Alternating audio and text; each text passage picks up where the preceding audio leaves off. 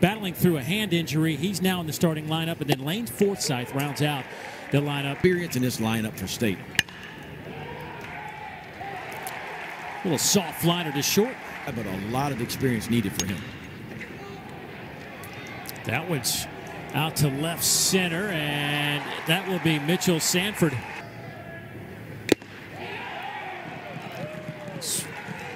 That'll be out number 2. 89-mile-an-hour fastball elevated in the zone. Yeah, he does get a lot of respect. Yeah, nothing near the zone to hit for a guy that has 8 home runs. At second base. There's a chopper right back to the mound. Christian McLeod will throw it high and safe at first. And now Dugas might have twisted an ankle. Fontenot is starting to throw the ball a lot better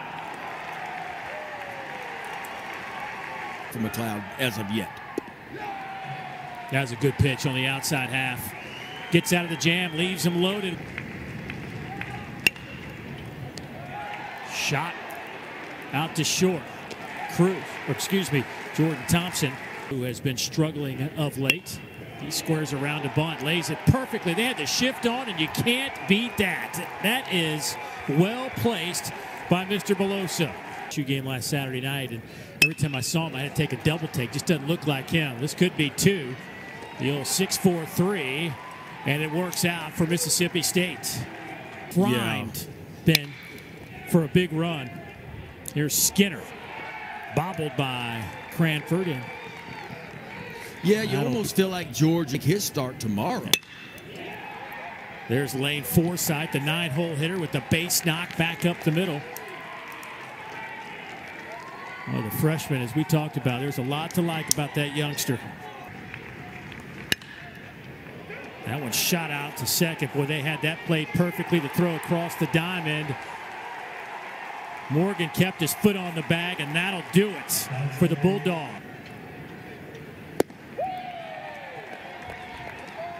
Christian McLeod with the strikeout. Home runs, 15 RBIs in his last 6, but got his feelings hurt right there.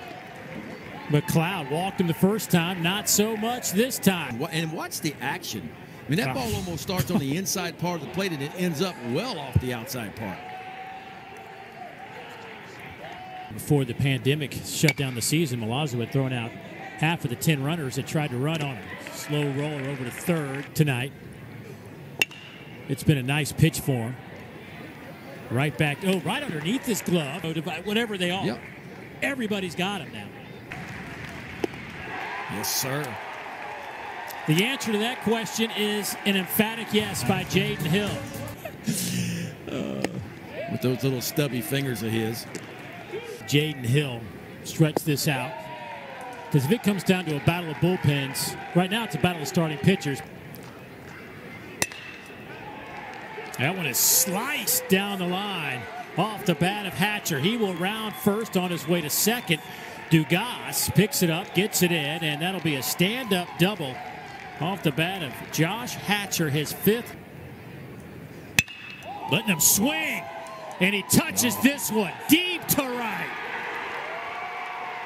That is 20 rows up in the bleachers. 2-0 Mississippi State. Boy, Coach Lim making all the right moves. You plug a guy in that's got 3 at-bats in the entire season. You take a chance, you put him out in left field, and what does he do? Takes a first ball, fastball, middle of the plate. Jaden Hill missed the spot big time here. Watch this. I'm talking about belt high, center of the plate, and this is a no-doubter. Wind blowing in, and he smokes this one out to right field. Dylan Cruz took about 3 steps and said, I'm not going to get that. Yeah, that one didn't just sneak over the wall either. Yes, I would say so. There's a nice breaking ball. And an answer from Jaden Hill gets the strikeout of Lane Forsythe. Boy, fell behind 3-0, comes back 3 straight strikes, and gets out of it. Twice in my 3 years and never won it, but the 91 team finally broke the ice and they were off and running. Ground ball over to Morgan. He will step on the bag, but he just looks like he's about to do something dangerous to the baseball, but it won't be on this trip. He big cut on a 1-2 pitch. Well, we are seeing a dynamite job on the mound right now by Christian McLeod. This is a shallow pop-up that they're going to let drop. Oh, my goodness. McLeod should be back in the dugout. But some miscommunication. DeBrule and Tanner Allen just let that one drop. Well, the wind is blowing. Looked like DeBrule was kind of, look where he is. He's in the shift. He's way over on the shortstop side, so he's out of position to be able to get to it. It's the right fielder's ball. Allen, if he can get to it, but just pulls up at the last second when he hears footsteps and the ball drops in. And, of course, Christian McLeod can't believe it. And for DeBrule. That one shot out to right off the bat of Dugas, and that one's over the head of Tanner Allen. Will the misplay cost him a run? The throw goes to the middle of the infield.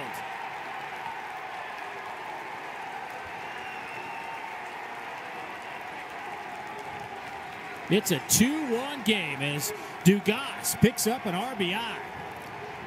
Boy, it can happen just that fast. A play not made that should have been made. And all of a sudden, Gavin Dugas gets a ball up in the zone and hits a rifle out to right field. Tanner Allen is on it, but it gets by him.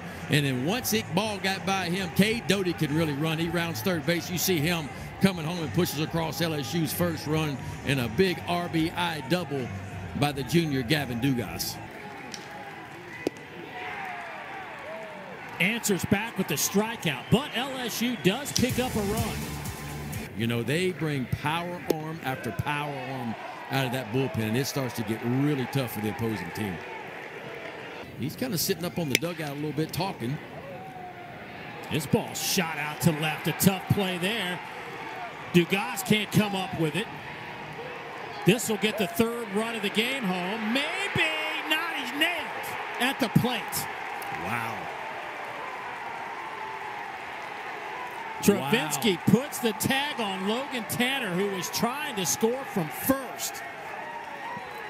I thought Gavin Dugas, the left fielder for LSU, did not get a great read on this ball. Looked like he thought he was going to catch the ball slicing off the left-handed bat away from him, but gets up quickly and watch this relay throw to the shortstop, Jordan Thompson, who has a cannon for an arm. And watch this relay. Just a dart to Travinsky, and you're out at home plate. And LSU cuts down a big run right there. If he can continue to get out, he'd be good for another couple. And Skinner back up the middle. And this will get the third run home. As Hatcher will touch home plate, and it's now 3-1 Mississippi State. And all three RBIs coming off the bat of Braylon Skinner tonight. Yeah. Coach Lim rolled the dice on this when we talked about it. Skinner's a guy that had 3 at-bats the entire season because of being hurt. He sticks him in that lineup. He gives him a shot, and he has not disappointed. Takes a changeup running down the way and hits it right back up the middle. No shot for Sanford, the center fielder, and State gets that run back. Scored now. Runner goes. Throw down to second. Boy, what a catch out there by Cranford.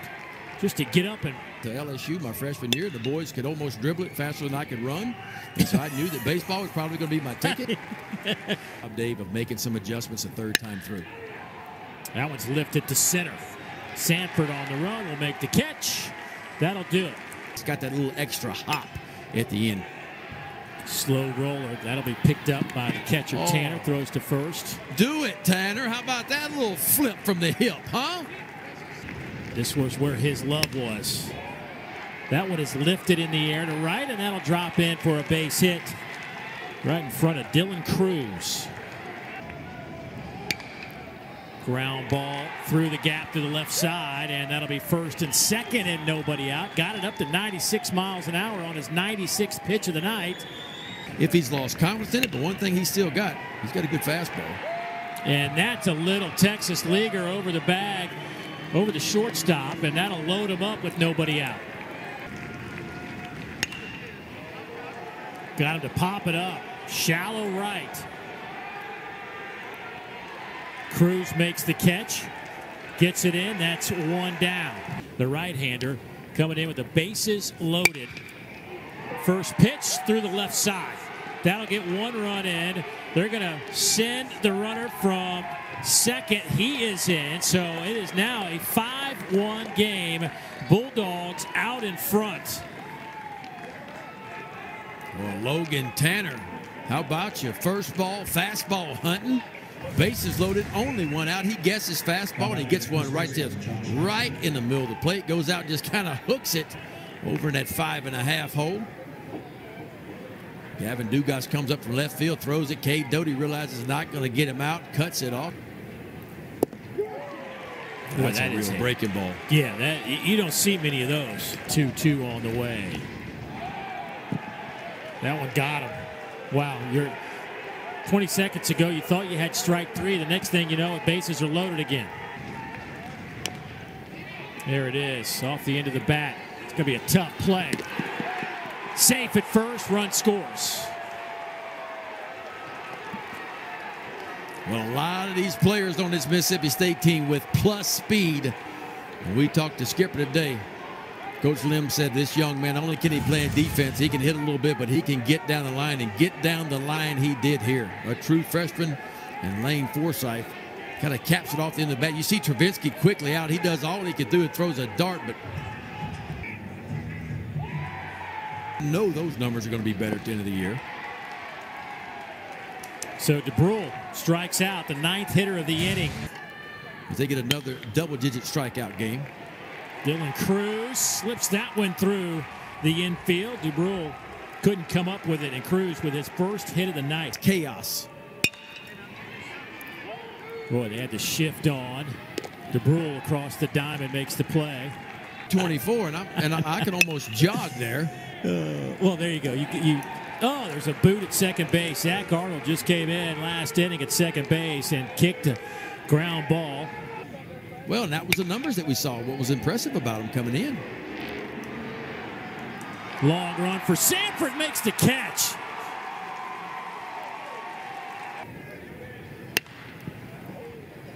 Out to second. Arnold, underhand scoop. Luke Hancock is retired. Well, somebody had to score sooner or later. It's good to see the shower in right field, too, by the way, at Ole Miss. Can't wait. Oh, yeah. Right. You got through it with 2 guys. Mikael Hilliard came in and did a nice job. The 1-2. There's your ball game. Great start for Mississippi State.